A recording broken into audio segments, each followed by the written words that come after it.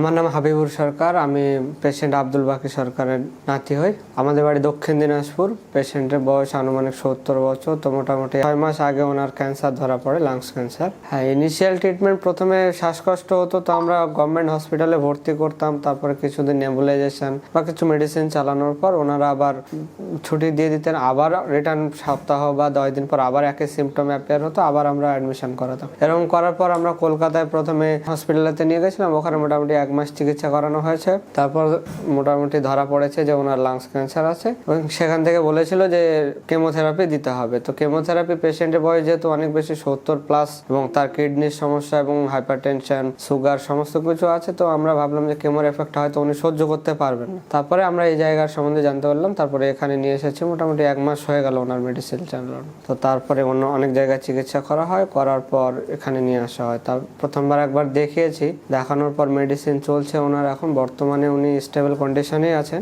আগে মোটামুটি শ্বাসকষ্টটা হতো, কাশি হতো খুব, এছাড়া হাত পা ফোলা এটা হতো, ইউরিনের একটু সমস্যা ছিল, এখন ডায়াবেটিস এবং হাইপারটেনশন সেটাও ছিল। এখন মোটামুটি ঠিক আছে। এখন মোটামুটি পেশেন্ট হাঁটাচলা মোটামুটি করতে পারছে, বাথরুমে যাওয়া আসা করতে পারে, এই সমস্ত নিজের কাজ করতে পারে, খাওয়া দাওয়াটা নিজে করে।